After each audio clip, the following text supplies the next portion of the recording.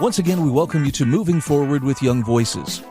We are happy to welcome Aidan Grogan to the program. He is a contributor to Young Voices and actually wears a few other hats as well. Aidan, welcome to the show. Tell us a little bit about yourself and about your background.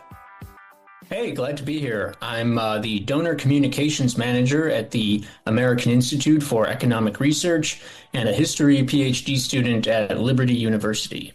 All right. I'm a regular subscriber to AIER. Love those articles that show up in my inbox pretty much every day. And I'm really grateful to get a chance to meet with you. Looking at an article that you've written for the Daily Wire, why President Trump must defund this UN agency once again. First of all, I got to say, boy, the new administration has wasted no time going after wasteful government spending. Talk to me about the UNFPA, what this agency is, and how exactly have we been funding it to this point?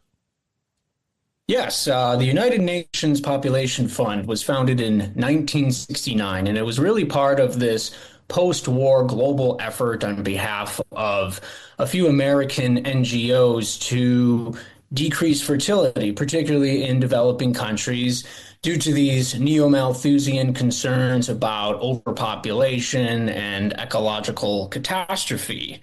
The UNFPA has been involved in some very draconian, coercive population policies.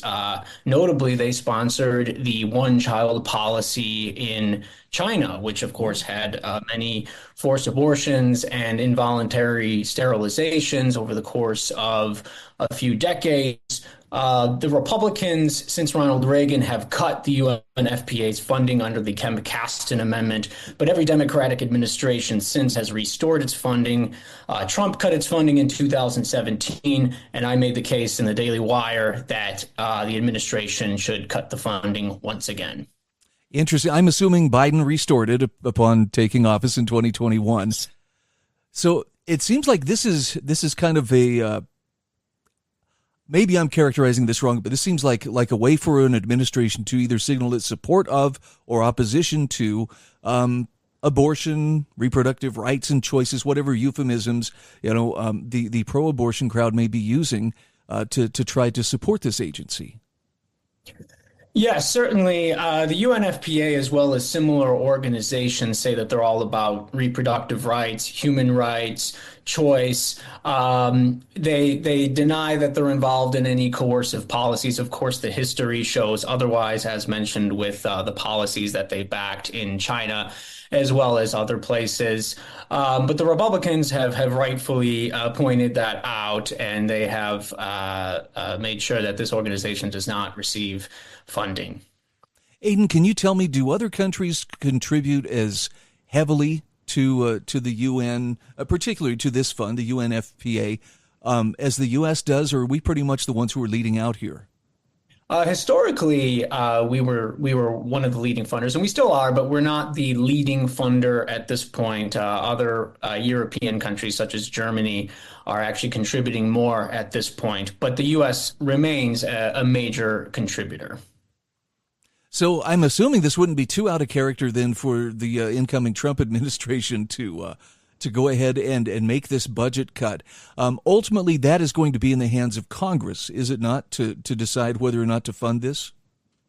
Well, the Trump administration actually signed an executive order on Friday restoring Kemp-Kasten, which was the amendment that cut funding to organizations involved in these coercive population policies. The amendment didn't specifically mention cutting funding to the UNFPA or any organization, but I assume that will be part of the list of organizations whose funding is cut. So it just remains to be seen, and I'm sure we'll hear more about this in the first 90 days of the administration. You had mentioned early on when we started that the UNFPA has its basis in Malthusian thinking. Let's flesh that out a little bit. Some people are going to be familiar with Malthusian schools of thought, but for those who aren't familiar with where does this originate and what does it have to do with human population? Yeah, well, concerns about overpopulation have been popular since the ancient world. The ancient Mesopotamian Atreus epic speaks about the gods sort of establishing a priest class on Earth to limit population growth. Aristotle and Plato both expressed concerns about overpopulation. But really, in the modern world, it was popularized by the English economist Thomas Malthus, who predicted that human population growth would surpass food production and lead to widespread famine and other ecological catastrophes, which sort of represent nature's striking back against the pressures of unhindered population growth. But over the past several hundred years, particularly with the adoption of free market economics around the world, humanity has been able to avoid a Malthusian catastrophe. And for the simple reason that with more people, you have more productivity, more innovation, more abundance, which actually lowers the prices of basic commodities in the long run. The Cato Institute's Marian Tupy has done great research into this question, and he has showcased how in the years 1980 to 2017, resource supply worldwide has increased by about 380% despite population continuing to increase. And moreover, for every 1% increase in world population, there's been about a 1% decrease in the prices of commodities. So the neo-Malthusian concern that we're headed into a population catastrophe is not only wrong, it's extremely backward. And at this point, it has no justification for policy. I was going to say, man, I bet Malthus would be having a real tough time if he was looking at the current population of the world. He'd be gravely concerned. But I also think you are 100% on target when you say with more people came greater brain power applied to the same problems. And I'll be darned if we haven't seen, poverty and starvation and things like this drop precipitously over the last 20 years, particularly. Things are actually getting better the more people that there are. Who'd have thought? Absolutely.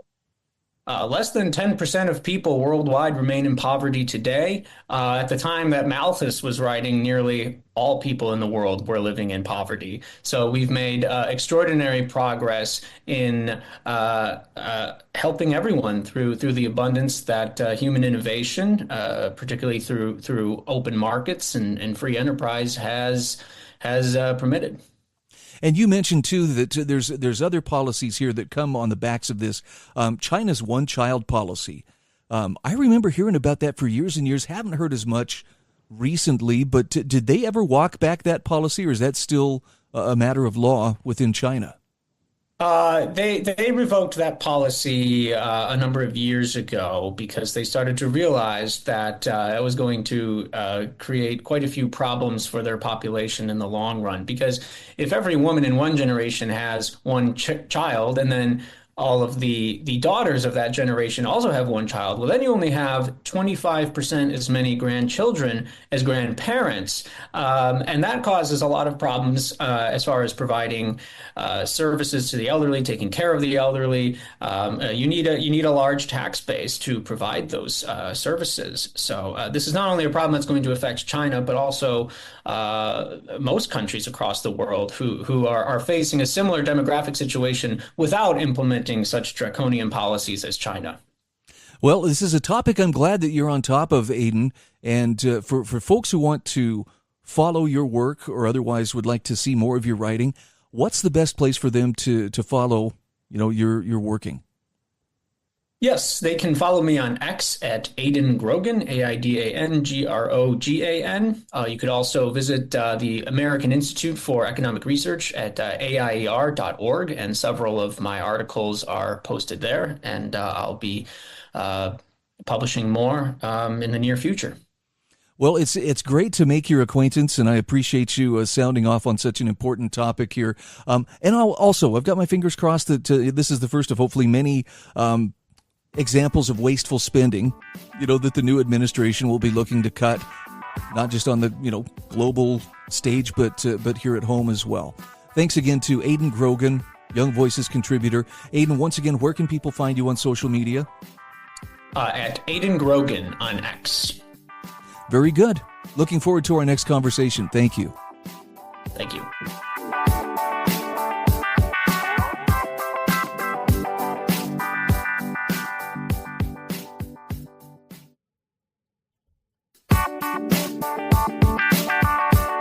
And we are back. This is Moving Forward with Young Voices. Happy to welcome Donald Kimball back to the program. Donald, for those meeting you for the very first time, take a moment here to tell us a little bit about who you are and what you do. Yeah, thanks for having me. I'm the communications manager and tech exchange editor for Washington Policy Center. So we are a small think tank that tries to promote free market solutions to Washington's challenges, and I'm happy to be a part of that team.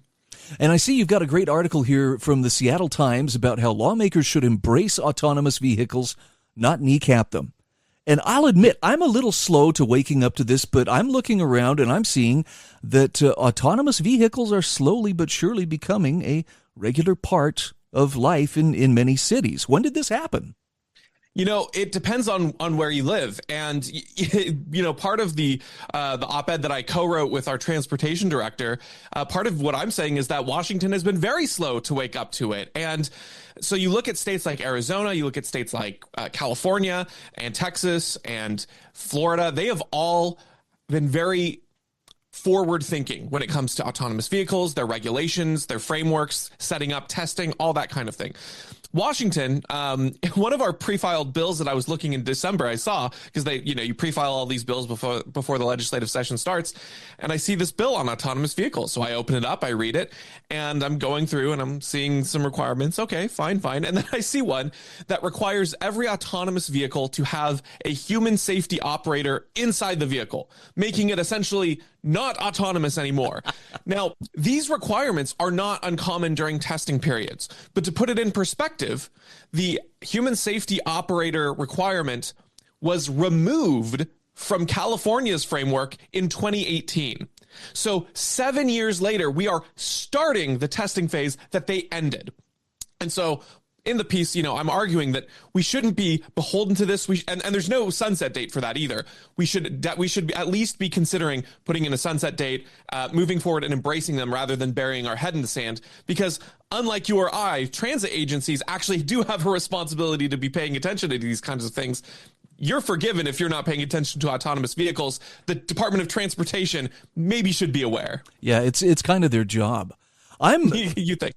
I'm surprised at how far the technology has come. I'm thinking back about 7 years ago. I was spending some time in Vegas covering a trial that was going on there, and that's the first place I saw a truly autonomous shuttle driving along there and very slowly creeping along. And it was a novelty. I stood there and filmed it on my phone. And look at this! This is so cool. And right after I stopped filming, I'll be darned if that vehicle didn't try to run over a little old guy who was trying to cross the street. He had the right of way, but, he started across and it started towards him. And, this guy's got to be in his 80s, shaking his fist and cussing at it. And I was just like, is this what we're going to be seeing more of in the future? But I think it's come away since then. Well, that's exactly right. And, you look at the studies and there are a few numbers that people will provide if they want to make a certain point. So if you look at total number of reported incidents, you would seem like autonomous vehicles have higher incident rates. But there's a few things to consider. The first is that human accidents do not get a 100% incident report rate, whereas autonomous vehicles do. They, by law, have to report that. And humans do as well, but there are just a great percentage of these accidents that people are like, I don't want to call the police. You don't want to call the police. We're not going to report this to our insurance. Let's move on. Particularly minor fender benders, whereas every single one of those is getting reported for autonomous vehicles. Second, when you look at the major studies that have done accidents and they account for miles driven, number of miles driven, that's when the numbers shoot absolutely down for autonomous vehicles compared to human drivers. So when it comes to the latest massive study in 2023, you look at autonomous vehicles having about a 0.78 collisions per mile with minor property versus it's a 3.26 for humans. And then when it comes to human injury, it actually reported a 0% collision rate, whereas it was like a 1 point something for humans. So there is this fear, but the technology has come a long way and will only continue to keep improving. If anyone was paying attention to CES, the Consumer Electronics Show, NVIDIA had a big display, and part of their NVIDIA's presentation involved driverless cars because they're producing the chipsets for the AI that's running thousands and thousands of simulations for these cars to know how to navigate different situations. Wow. I'm just in awe that that it's coming along at the rate that it is. Now, I understand lawmakers want to make sure nothing bad ever happens, and with these words on paper, we're going to make sure that nothing, no accident or no failure of any kind could happen. Okay, that's not realistic, but you mentioned that there are ways that legislatures, or lawmakers rather, are still kneecapping these autonomous vehicles. What are some of the things that they're doing? What could they do better? Yeah, well, at first, again, that human safety operator requirement, I think if you're talking about any deployed vehicle, that seems a little ridiculous. I think that as long as the vehicle manufacturers are complying with all of the regulations that other states have, look at Arizona, and they require them to have a full write-up of what happens when there's any sort of incident with police. They have there's already insurance requirements up to 200 times the amount of liability insurance that a human driver would need. So there's a financial incentive for these companies to not have them get into accidents. There's all these frameworks already in place. So adding this human safety operator requirement seems like it's more a play to either help local transit agencies that still want their budgets uncompeted with, or perhaps unions or drivers, whatever lobby there has a vested interest in autonomous vehicles not being as widely adopted. I think what should be happening is particularly transit agencies should be looking to see how autonomous vehicles can shore up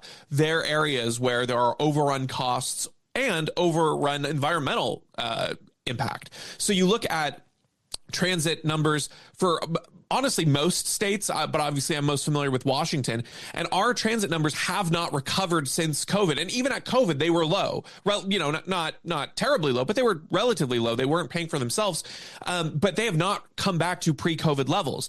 And so there are a lot of routes right now that are struggling, and it's our agencies are overrun in costs, and they're sending out these buses that have large environmental impact. The legislature's answer, or excuse me, the Seattle Transit answer is to spend a bunch of money electrifying their buses. But that doesn't help ridership. It doesn't help the costs. It only ostensibly helps the environmental impact. If you instead deploy smaller autonomous vehicles that are on call rather than driving routes, you can save the environmental impact, you can save costs, and you can actually help get people to go where they need to go.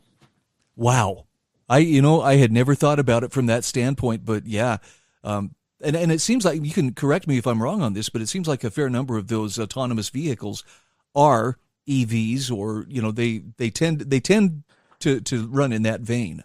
Exactly, and from the cost saving standpoint, even if you only have a handful of autonomous vehicles, if they're smaller capacity, if they're electric, the costs aren't going to be as high as a massive electrified bus. So the conversion cost there is, not nearly as bad up front regardless. But like you said, a lot of them are already fitted that way. So we can keep the buses that we have, not waste the expenditures on electrifying them, and still shore up some of the environmental impact. So, Donald, if I'm hearing you correctly, and I think I'm hearing this right, the autonomous vehicles actually do a very good job of delivering their human cargo safely. So the safety is really not so much a concern, but as far as keeping government out of the way, that seems to be the bigger concern about it becoming more widespread and more widely adopted. I agree. Yeah, I think there's always going to be a cultural barrier of people who are skeptical, and that's fine. But I just think that lawmakers shouldn't weigh in on that. It should be something where people can adopt it, not be out of an incentive, or not out of false incentives, but also not artificially being restricted.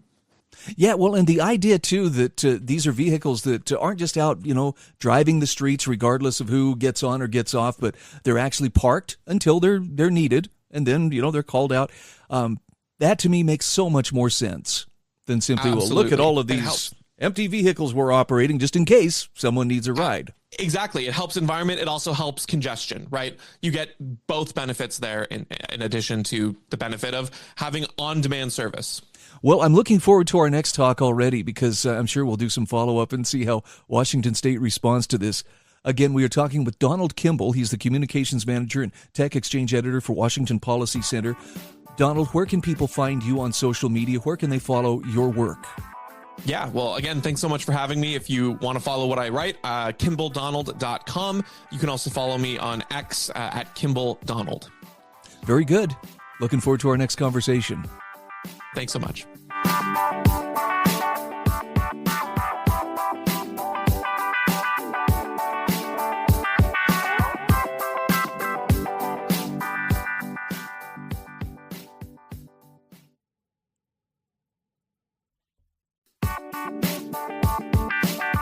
Welcome back. This is our third segment today on Moving Forward with Young Voices. Happy to welcome Victoria Snitzar Churchill back to the program. Victoria, it's been a little while since you and I visited. For those meeting you for the first time, take a moment to tell us about who you are and what you do. Hi, Brian. Thank you so much for having me. So great to be back on with you. Today, I am an independent journalist and a commentator and contributor with Young Voices. I have been a part of the Young Voices program for, I think almost 2 years now. I've been on your show a couple of times throughout that time.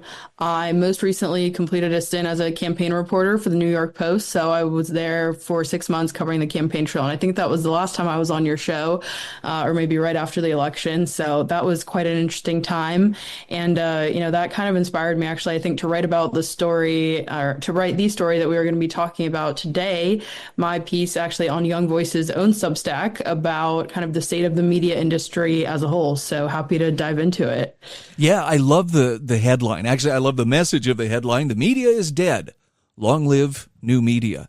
We have seen a very significant shift. And let's talk first of all about the old media, what the old media is, and why it's in a state of decline. And then we can talk about the emerging media and why it is it's signaling that there's a shift that's taking place here.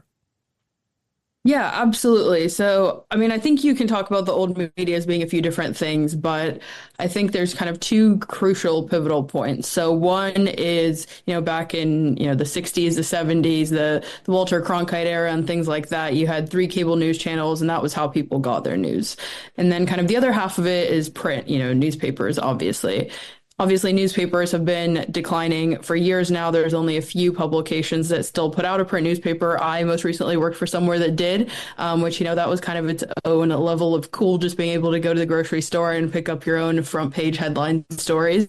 So, that was cool. There was a novelty to it. I could show my mom a picture and she was really happy. So like to my parents, that was like, okay, wow, like we've made it. We're in print. So, like I said, there are kind of still some audiences that still really connect with that.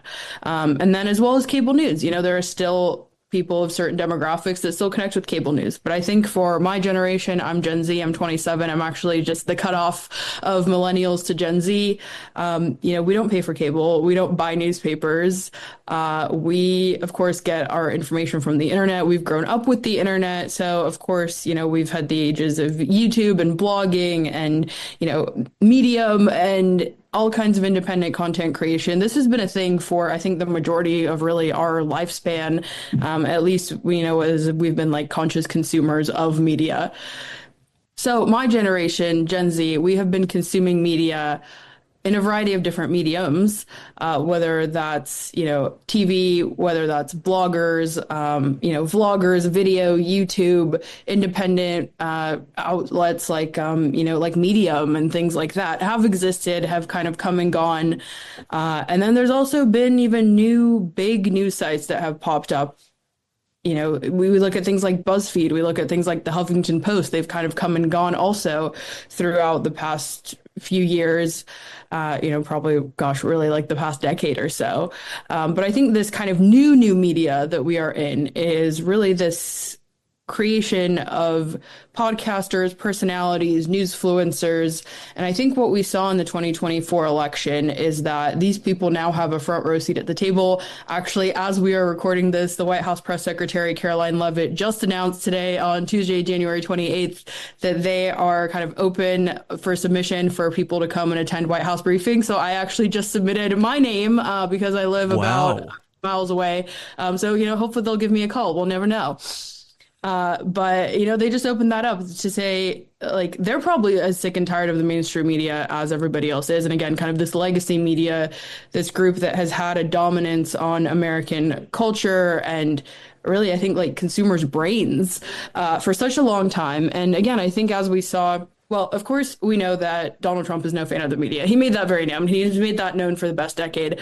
But actually, I want to come out and kind of say something a little bit controversial. I think this day and age is right about the best time to be in media, just because of the examples that I've just given you. And, Trump and Vance and, Don Jr., even when Trump wasn't running, particularly like Don Jr., he would go on some of these podcasts, particularly in niche industries. Like, Don Jr. is very big in the Second Amendment community. So he would go on some of these, hunting shows, and he would be with these hunting influencers for the Second Amendment space. For those that aren't familiar, there's a huge kind of trade show that goes on in Las Vegas called SHOT Show. So I was actually there last year. This year it was the week of the inauguration, so I didn't get to go this year. But last year I was there, and, Don Jr. was there, Seb Gorka was there. So like these kind of bigger names that are actually now in the administration or in the Trump orbit, they realize the power that these independent creators have, and they were kind of willing to give them their time. And so, again, that's kind of a niche industry example, but kind of these broader examples, which I bring up in the piece, you have people like Joe Rogan, you have people like Theo Vaughn. They were able to get information out of these people that normal, CBS, MSNBC, right? We're talking about Martha and Margaret, as JD likes to call them by their first name, which I think just totally breaks that wall. And I mean, if you read the facial expressions, they really don't like that, right?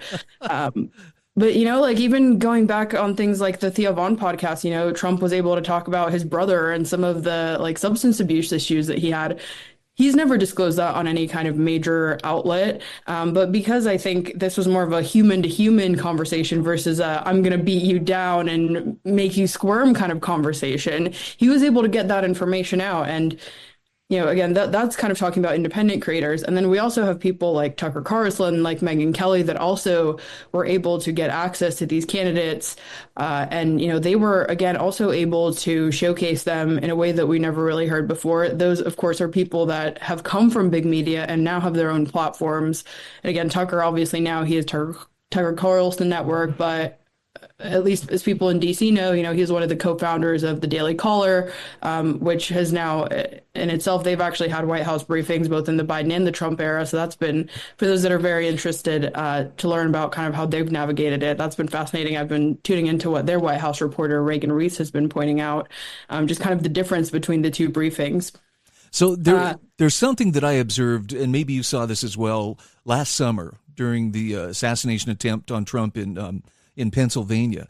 The legacy media networks were very reticent to commit to, well, it was an assassination. It was like, oh, there were loud noises and Trump fell down. They really downplayed it until it was absolutely impossible to deny, what had actually taken place there. On the other hand, X had information flowing right from the get-go, some of it incorrect, but here's the difference. It was quickly corrected. The bad information was very quickly sorted out, discarded, and replaced with better information. And that, to me, seemed like a very hopeful development in the sense that the news media seems to be guardians or managers of a particular narrative, and that's why they ask the questions they ask, the gotcha kind of questions, as opposed to just letting the interviewee talk.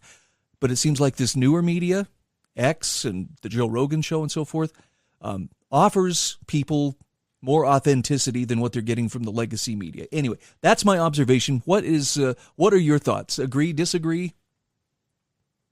I love that you bring up that authenticity angle. This is something that I refer to in the piece as kind of lived experiences and personal biases.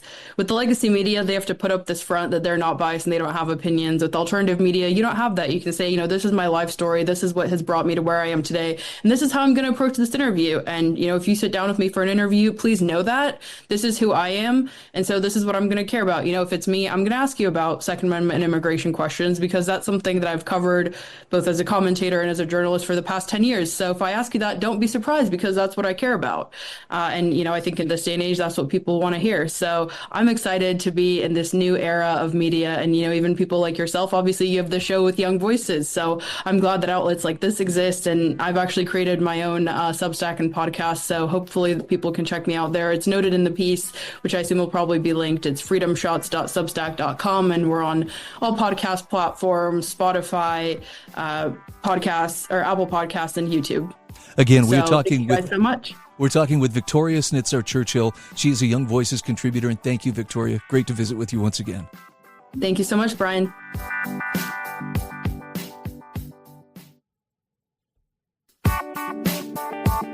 And we are back. This is our fourth and final segment today for Moving Forward with Young Voices. Happy to welcome Nate Phipps back to the program. Nate, it's been a little while since we talked. For people meeting you for the very first time, take a moment to tell us a little bit about who you are. Yeah, so I work in political marketing by day. I'm based in Arlington, Virginia, and then I'm also in the Middle Eastern History and Politics Fellowship with Young Voices. Well, I'm looking at an article you wrote for realclearworld.com, and I'm thinking, has it been almost 3 months? But there were some attacks that took place in Amsterdam following a soccer match, and maybe you could fill us in on some of the particulars. But this was a pretty bad bit of violence on the part of the pro-Palestine movement. Who are the people involved in this violence, and what was the story behind it? Yeah, so there was a soccer game in Amsterdam between Tel Aviv Maccabi, which is the Israeli team, and Ajax, which is a Dutch team. And prior to the game, there were a select number of Maccabi fans who were acting very poorly, saying some anti-Arab slurs, among other things. Following the game, then, there were some who began attacking Jews and Israelis rather indiscriminately, and it seems that it was connected to both the Israel-Hamas war and some bad behavior on the sports spectators on the Maccabi side beforehand. And there were some people who were maybe not quite justifying the violence, but trying to contextualize it by trying to say, hey, this bad behavior led to this other bad behavior. And I don't know about you, but when I was a kid, I was taught that two wrongs don't make a right. And it also seemed that the latter wrong by those in the pro-Palestine camp went to a much further degree than the Maccabi fans. And plus, if these fans were behaving poorly, there's law enforcement to help deal with that. And that does not seem to have been a route that was considered. Wow.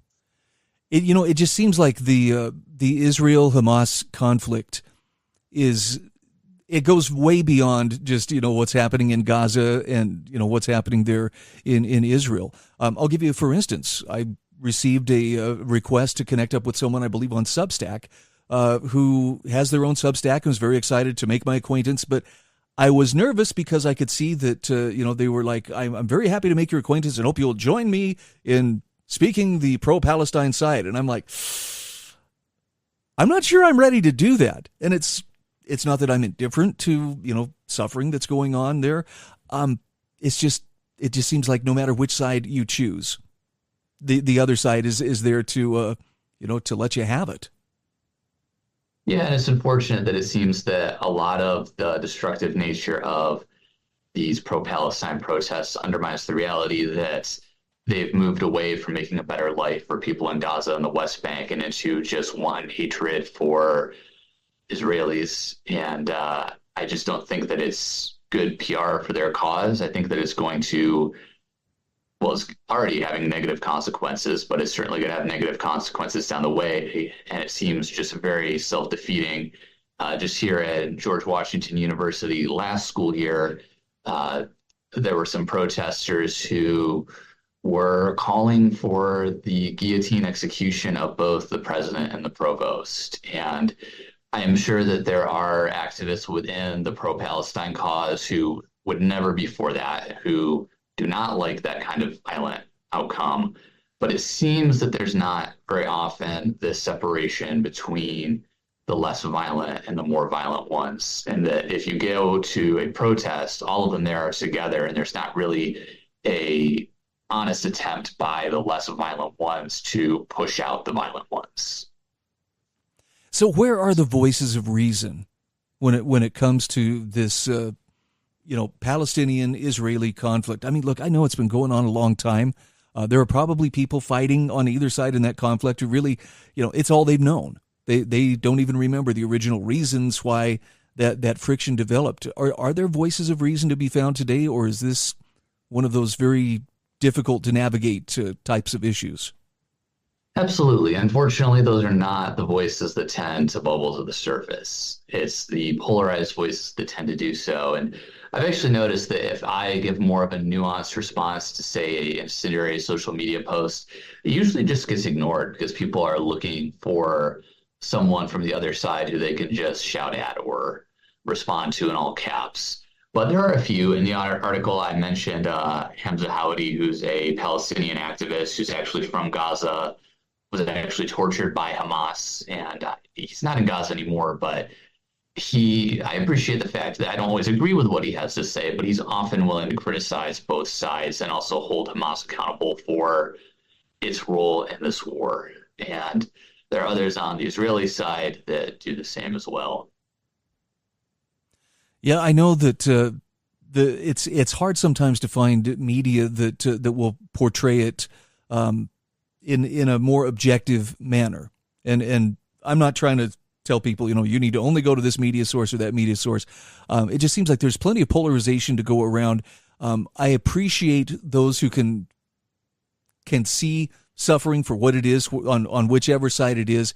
But I'm also rather concerned as I read about what happened there in Amsterdam that this sounds like something that could happen pretty much anywhere within Europe, depending on, you get the right mixture of people and enough with a chip on their shoulder. It seems like you could see similar behavior happen just about anywhere in Europe. Yeah, and I think that it's a danger for happening here in the U.S. as well.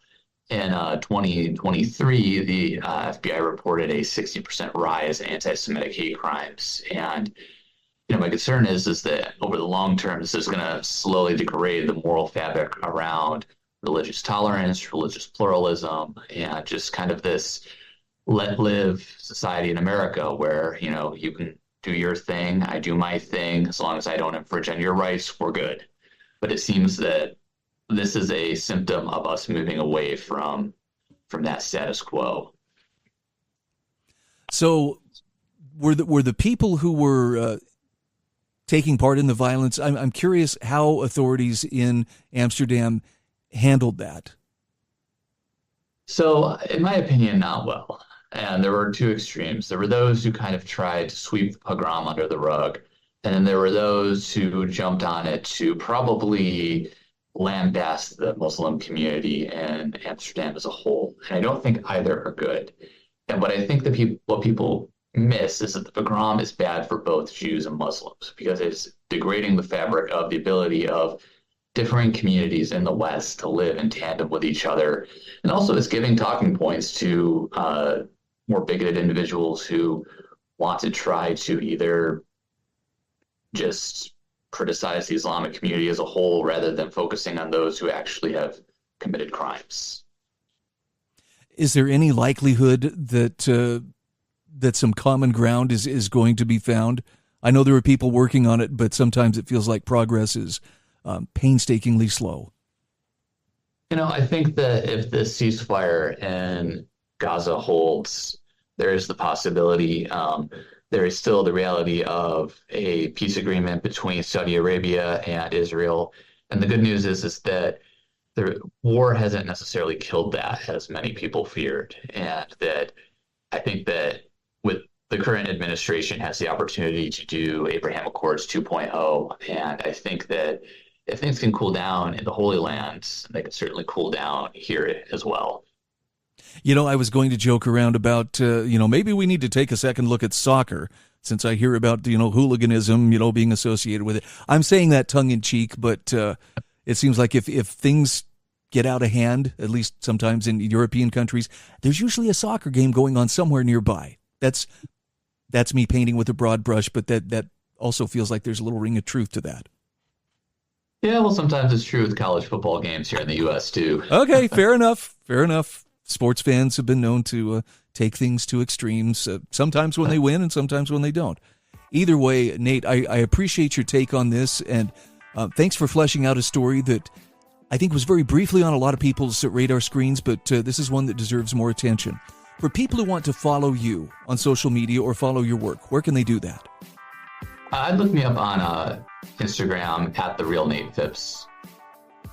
Very good. Well, I look forward to our next conversation. Thanks again. Thanks, Brian.